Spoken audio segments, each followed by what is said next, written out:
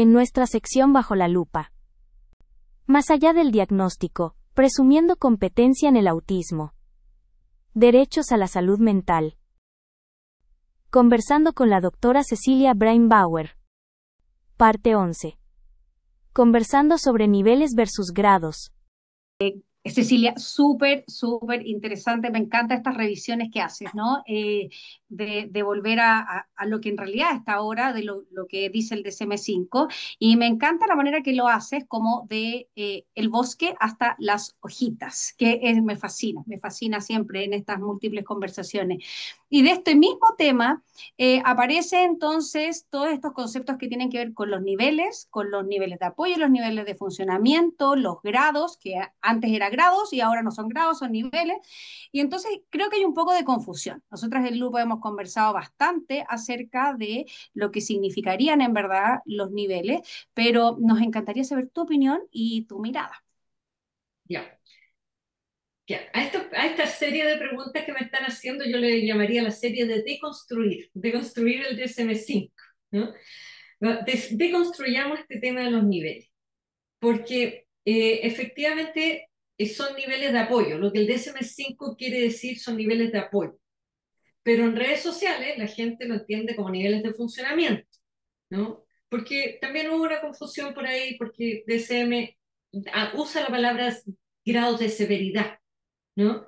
Entonces ahí es confuso, pero se refiere a los niveles de apoyo. Entonces supuestamente el grado 1 sería de menos apoyos y el grado 3 de más apoyos, requiere más apoyo. El grado 1 automáticamente se tiende a asociar a quien ha desarrollado lenguaje oral, habla dos idiomas, ¿no? Entonces se asocia automáticamente como que es inteligente, ¿no? Y grado 3 automáticamente se tiende a asociar con el que no habla, ¿no? Y entonces ahí automáticamente se empieza a asociar con que podría tener discapacidad intelectual, si a los 8 años todavía no habla, ya tiene discapacidad intelectual. Así estoy haciendo una caricatura, ¿no? Como se empieza a estigmatizar, ¿no? Va creciendo los niños y a los 8 años no desarrolló lenguaje oral, ¿no? Entonces aquí hay una discapacidad intelectual y puede ser significativa, autismo profundo. Entonces toda esta caricatura del estigma, que es tremendo porque los niños son niños y crecen con esta identidad que la sociedad les pone, ¿no? Ah, tú eres inteligente, capaz que no se te note, o capaz que se te cure, o capaz que te vaya bien en la vida porque tú hablas dos idiomas, tan inteligente, y tú, pobrecito, el que no habla, ¿no? Va a ser dependiente para toda la vida, esta caricatura. Eh, y yo aquí suelo deconstruir este concepto con mis colegas, suelo hacerle esta pregunta, este ejemplo. ¿Quién necesita más apoyo? Un adolescente, voy a comparar dos adolescentes, un adolescente que habla dos idiomas y lleva 4 años con ideación suicida y ha hecho varios gestos y la familia lleva 4 años con la angustia de lo que es cotidianamente, ¿no? Que está la ideación suicida y las posibles, comillas, desregulaciones emocionales y si eso va a llevar a una autoagresión, una heteroagresión y todas estas cosas, ¿no? Y puede llevar a una hospitalización psiquiátrica, etcétera. Eh, o un adolescente que no habla y que actúa apoyos tempranos de comunicación multimodal, que usa el Proloquo, por ejemplo, con los pictogramas, o incluso escribe, ¿no? Por WhatsApp, escribe lo que quiere comer, ¿no? Y en su casa, en la familia, ya están todos súper acostumbrados al uso de comunicación en forma escrita y forma gestual. Y digo escrita porque puede ser Proloquo, pero puede ser computador, puede ser cualquier cosa. Y ese adolescente no tiene ideación suicida, porque se siente súper apoyado en la casa y a través del apoyo en la casa. No estoy diciendo que el otro adolescente no tenga el apoyo en la casa, ¿no? Pero el adolescente que no se, comillas, no se le nota porque habla, lo pasa muy mal en el colegio. El adolescente que no habla también probablemente lo pasa mal en el colegio, pero como se le nota, ¿no? De alguna manera es más visible esa discapacidad que el que no habla, o sea, que el que habla, me estoy enredando, entre el que habla, ¿no? Entonces, ahí hay una serie son distintas trayectorias del desarrollo. Ambas son autistas, ambas, ojo, y aquí qué bueno que me hiciste esa pregunta, Andrea, porque la gente se confunde en esto que habla y no habla, Entonces, el que habla tiene resueltos sus temas de comunicación y solamente le falta aprender a la reciprocidad y cómo hacer amistad, ¿no? En esto de los criterios A, ¿no? ¿Sabían ustedes de que aproximadamente se dice que el 20 al 30% no desarrolla lenguaje oral? Y ya establecimos que uno puede tener una conversación con alguien que no desarrolla lenguaje oral si uno le da los tiempos. El otro 70%, de ese 70%, como un 20% tiene un lenguaje fluido después de los 9 años, en que realmente sí son como que hablan de idiomas y que usan palabras complejas y que la gente queda tan impresionada y suelen hablar bien con los adultos, ¿no? Pero les cuesta la interacción con los padres, porque son como los viejos chicos, ¿no? O las viejas chicas, ¿ya? Pero hay ahí un 50% que, que igual como que se tropiezan, igual les cuesta armar la frase y ir con la rapidez, que como que hablan, igual tienen desafíos en el lenguaje oral y la comunicación, ¿no? Pero lo que quiero decir aquí es que el 100% tiene desafío en la comunicación.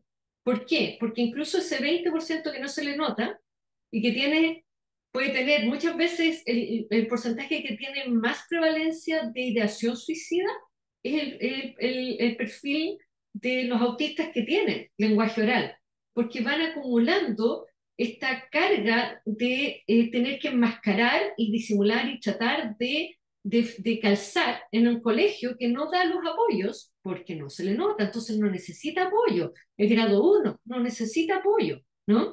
Y entonces entra en esta cosa de la ideación suicida. Y lo que quiero decir ahí es que, ¿quién necesita más apoyo? Esa es la pregunta última que quería llegar, ¿no?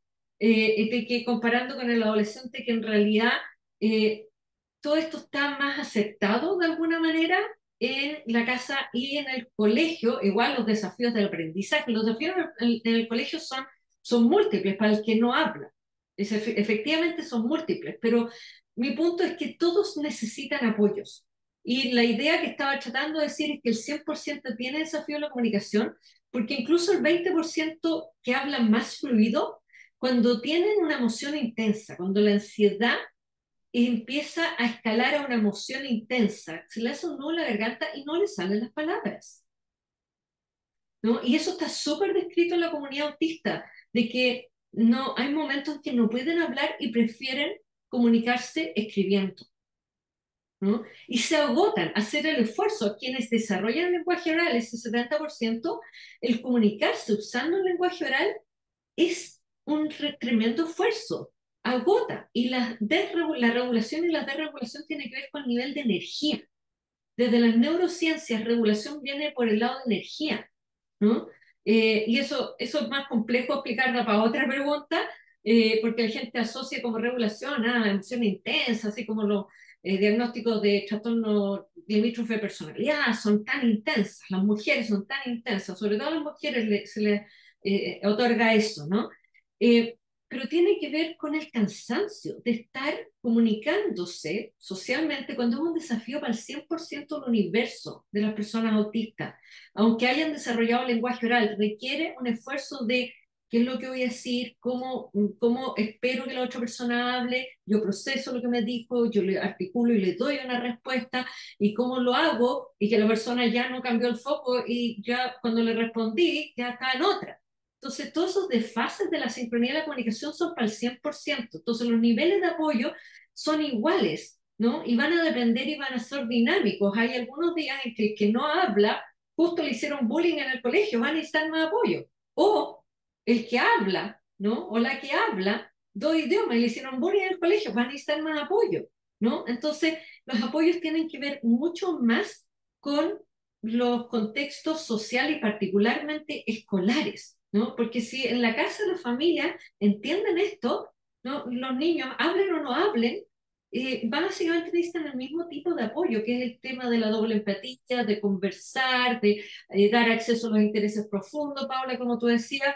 Y esta pregunta, perdón, me estoy extendiendo un poco, pero es súper importante, porque yo les dije, voy a volver a mirar los criterios del DSM-5, porque hoy en día ya estamos en la cancha corta en los próximos 4 años de qué viene para el DSM-6, ¿no? Entonces, ya se empezó a instalar una narrativa desde el 2022 en tratar de volver a esto de dividir el espectro autista, porque mucha gente dice, no, el DSM-5 no resulta, porque ya todo esto que todos son autismo, hay sobrediagnóstico, ¿no? O sea, se está sobrediagnosticando. Primero, yo personalmente creo que está subdiagnosticado y sigue subdiagnosticado, se está identificando más, pero no debiera ser 4-1 o 3-1 hombres-mujeres.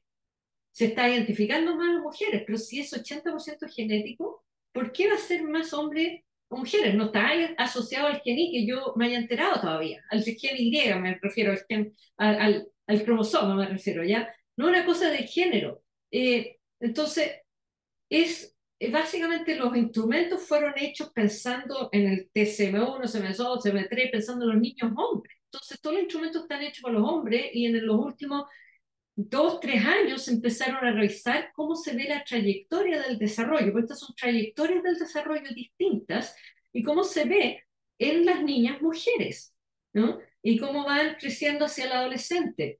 Entonces, se está instalando esta conversación de que tenemos que volver a agruparlos en distintas categorías. Entonces, capaz que en el DSM-6 traten de evitar esto de hablar de los niveles 1, 2 o 3, o grados de apoyo, qué sé yo, ¿no? Pero van a tratar de volver a los distintos grupos. De hecho, acaba de salir un estudio en el Nature que está tratando de hacer una correlación, y yo creo que tiene problemas metodológicos ese estudio, en 4 subtipos. Porque están tratando de instalar la narrativa de que uno de esos 4 subtítulos es el autismo profundo, ¿no? Es parte de la neuropolítica instalar de que uno de los grupos es el autismo profundo, ¿no?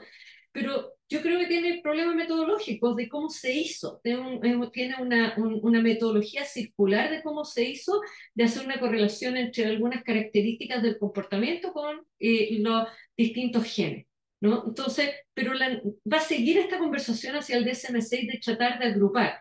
Y lo que debiera hacer la agrupación es en realidad ir a las neurociencias, ir a mirar los 6 dominios de investigación donde, por ejemplo, un dominio son los sistemas cognitivos, y en los sistemas cognitivos está la función ejecutiva, y mirar a cada niño autista que se hace el diagnóstico tempranamente, los 18 meses de edad, los 18 meses y los 3 años de edad, año y medio, 3 años y más, y mirar, ok, ¿cómo está su función ejecutiva? ¿Qué son las funciones ejecutivas? Desmenuzar, ¿cómo está su foco de atención? ¿No? Porque mucho hoy en día se está diciendo, bueno, en realidad tienen rasgos de déficit de atención, ¿no? Esta mezcla de déficit de atención y autismo, ¿no? Será ese otro grupo que tiene características de desafío en la atención y autismo, ¿no? Bueno, es que si uno va a las neurociencias es cómo está el foco de atención, cómo está la facilidad de cambiar el foco de atención, cómo está la facilidad de ejecutar secuencias que tienen 10 secuencias, ¿no? Es funciones ejecutivas, ¿no? Ese es uno de los dominios de investigación, los sistemas cognitivos. Después otro dominio, por ejemplo, los sistemas regulatorios, ¿no? Y de alerta, que tienen que ver con, por ejemplo, dormir bien. O sea, hasta donde yo sé, la mayoría, la gran mayoría, el 99% de quienes son autistas, les cuesta dormir de corrido. Se demoran en quedarse dormidos, se despiertan durante la noche. Hay una cosa ahí con el sueño que están apareciendo nuevas investigaciones con electrocefalogramas, pero estamos recién en pañales desde la neurociencia. Pero si uno se agarra, y por eso cuando ustedes me preguntan, ¿qué es el autismo? Yo creo que estamos en pañales porque efectivamente tenemos que usar las neurociencias, los dominios de investigación, los 6 dominios, se los puedo contar los otros 4 que más que hay, eh, pero sin tener sesgo, sin ir como prefijado de que, yo quiero usar estos dominios para demostrar que hay un grupo de autismo profundo y un grupo de alto funcionamiento, porque eso cae en el capacitismo, de que hay una forma de ser autista más valiosa que la otra, que una forma autista vale más que la otra, porque el ser más inteligente vale más que tener una discapacidad intelectual, y eso es puro capacitismo, es puro estigma. Todas las vidas humanas, ¿no? Todas, independiente del diagnóstico, son valiosas simplemente por ser un seres humanos, por ser niños, ¿no?